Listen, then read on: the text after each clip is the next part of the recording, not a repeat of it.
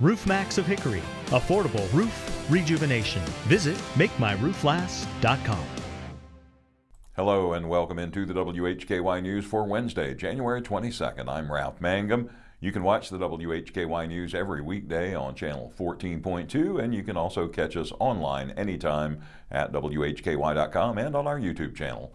In today's top stories, 68-year-old Clarence Dobbs Pinckney has been arrested by Lincoln County Sheriff's officers on a charge of first-degree murder.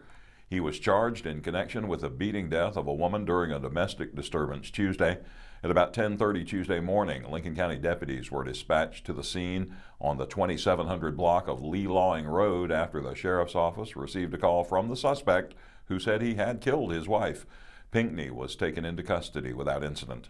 He is being held in the Harvin A. Krause Detention Center without bond. Pinckney will appear in district court on February 11th. Yesterday afternoon, the Lenoir Police Department was notified regarding the discovery of human remains in a wooded area behind property located at 1023 Morganton Boulevard in Lenoir. Lenoir police investigators, with assistance from the North Carolina State Bureau of Investigation, began processing the scene that evening and into the night. A follow-up search of the area was conducted during daylight hours today to ensure a thorough examination of the scene.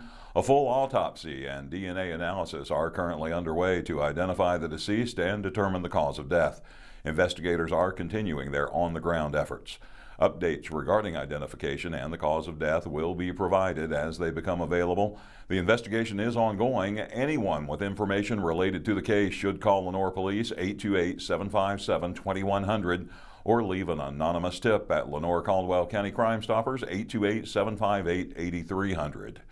The Housing Authority issue was on the agenda when Hickory City Council met last night. WHKY's Rob Eastwood reports. That meeting was held here at the Julian G. Whitener Municipal Building in downtown Hickory. Minutes, second readings, and the consent agenda were all approved by council. City Manager Warren Wood presented the statutory relationship between the City of Hickory and the Hickory Public Housing Authority, or HPHA. The Housing Authority operates as an independent authority, not a department of the city, nor is it funded by the city. They are primarily funded by the Department of Housing and Urban Development, or HUD. The city manager then presented a resolution to abolish the Hickory Public Housing Authority and transfer it to the Western Piedmont Council of Governments. The resolution was unanimously approved by City Council. HUD will also need to approve it.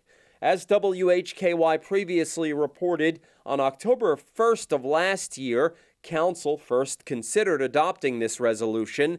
According to the city, the consideration of this action was in response to both poor performance by the HPHA in the utilization rate of their HUD Section 8 vouchers and numerous complaints that had been lodged by citizens against the Housing Authority. The full agenda packet from Tuesday's Hickory City Council meeting can be found at the city's website, hickorync.gov. You can also get more information on Tuesday's meeting by going to the city's X page. You can also go to our website, WHKY.com. Reporting from the Julian G. Whitener Municipal Building, I'm Rob Eastwood, WHKY News. Thank you, Rob. The Catawba County Commissioners also met yesterday. WHKY's Arianna Mack has the details.